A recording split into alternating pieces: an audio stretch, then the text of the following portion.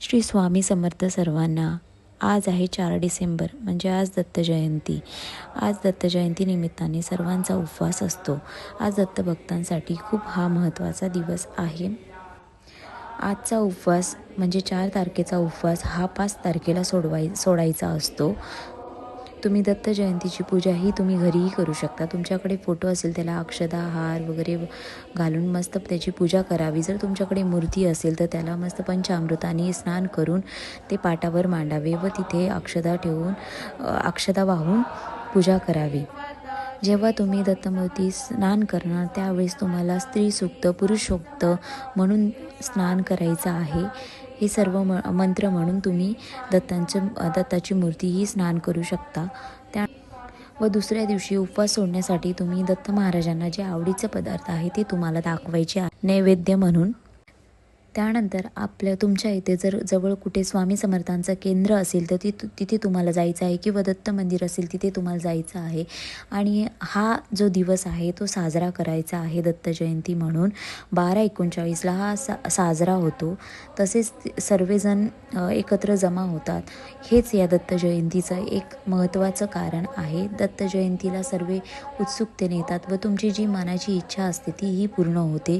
त्यामुळे यायचं आहे. आज आहे आमचा पारायणाचा शेवटचा दिवस. आम्ही पारायण झाल्यावरती दत्त जयंतीसाठी थांबलो आहे. 12/19 दत्त जयंती होणार आहे.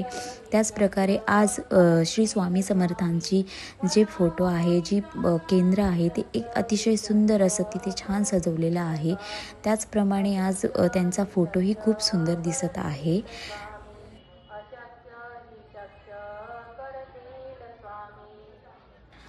यानंतर आम्ही दत्त जयंती सेलिब्रेट करण्यासाठी गुरुचरित्र अध्यायामधला जो 4था अध्याय आहे जे दत्तांचा जन्म उत्सव आहे तो अध्याय आम्ही वाचला. अशा प्रकारे आम्ही दत्त जयंती सेलिब्रेट केली.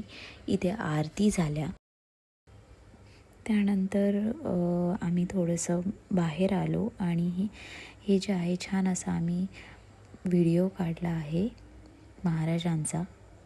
अशा प्रकारे आज दिवस पूर्ण इकडे गेला. त्यानंतर घरी आल्यावरती माझा उपवास होता. आज महालक्ष्मी व्रत होतं, गुरुवार होता म्हणून त्याची मी कळस पूजाही मांडली आणि अशा प्रकारे पूजा केली.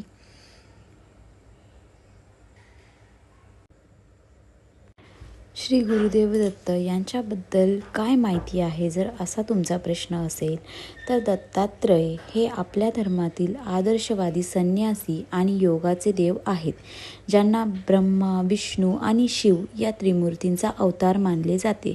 त्यांचे आईवडील अत्री ऋषी आणि अनुसया आहेत. दत्त महाराजांना सर्व विद्या अवगत होत्या आणि ते दत्तात्रय संप्रदायाचे संस्थापक मानले जातात. दत्तात्रयांना त्रिमूर्ती अवतार मानले जातात. दत्त हे ब्रह्मा विष्णू आणि महेश या 3 देवतेंचे एकत्रित रूप आहेत, म्हणून त्यांना त्रिमूर्ती अवतार मानले जाते. अवधूत चिंतन श्री गुरुदेव दत्त. अवधूत चिंतन श्री गुरुदेव दत्त. दत्त जयंतीच्या तुम्हाला खूप खूप शुभेच्छा. अशी स्वामींची नित्यसेवा करण्यासाठी चॅनलला फॉलो करा, सबस्क्राईब करा आणि पुढील व्हिडिओसाठी बेल आयकनला नक्की क्लिक करा. Thank you for watching. Shri Swami Samarth सर्वांना.